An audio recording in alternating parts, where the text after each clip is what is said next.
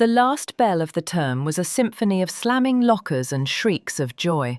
Summer vacation had begun. For 7-year-old Arjun, it was a scramble to get his art folder, a messy collection of glitter and crayon, from the back of the classroom. He darted into room 3B while his classmates streamed towards the exit, promising to meet his mother at the gate. Tap, tap, tap. He didn't see the janitor, Mr. Higgins, do his final round, pushing the heavy classroom door shut. The latch, old and rusty, clicked into place with a definitive thud. Arjun, engrossed in selecting his best drawing for his mother, didn't hear it. By the time he turned around, the world had gone quiet. Stay, stay. He rushed to the door and pulled. It didn't budge. He called out. Silence. He pressed his face against the small glass window, watching the last car pull out of the parking lot.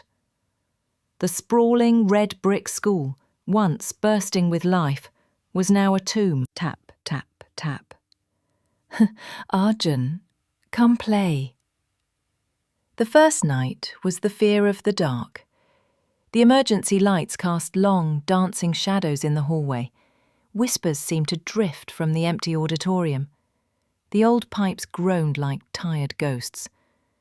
Arjun, huddled under his teacher's desk, cried himself to sleep, clutching his drawing of his family. Don't cry, don't cry. Creak, creak. The next day brought the thirst. The water fountains in the hall were silent and dry. He sucked on a button, imagining it was an ice cube. The summer sun beat down on the windows, turning the classroom into an oven. He found a half-empty bottle of glue in the craft cupboard and drank it. It coated his throat in a sticky, sickly film. Drink. Drink. We're here. Always here. Hunger came next. A sharp, gnawing pain in his small stomach. He chewed on paper, on crayons, on the eraser at the end of his pencil. He found a forgotten apple core in a bin and devoured it, seeds and all. It was a pitiful feast that only made the emptiness worse. Tap, tap, tap. Eat, eat. The days and nights blurred into a cycle of torment. The whispers from the hallways grew louder, more distinct. He'd hear his name called in his mother's voice, only to find the corridor empty.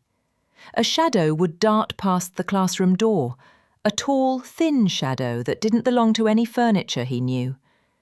He started talking to it, to the whispers, his young mind blurring the lines between reality and the school's haunted lore. Arjun, come, come. We see you. We're here. He found a piece of chalk. It became his voice. On the white, pristine wall, he began to write. The words were not of a ghost story, but of a child's desperate reality. Scratch, scratch, scratch. Help, help me. Mama, I am thirsty. A day later, weaker, he scrawled below it. I am very hungry. Tap, tap, tap. So weak, so small. The shadow visited more often. He could feel its cold presence standing over him as he shivered on the floor. On what he sensed was the last day, he used the final fragment of his strength. His hand trembled, the letters sprawling and childlike, a final, heart-breaking plea into the silence. Mama, I am afraid. His small body gave out then, curling up in a ball beneath his masterpiece of chalk and despair. 2 weeks later, the cheerful chatter of returning teachers and the jangle of Mr. Higgins's keys filled the hallways. Mr. Higgins pushed open the door to room 3B and froze. The smell hit him first, then he saw the small, still form on the floor. Creak, creak. He's here. He's still here. And then he saw the wall.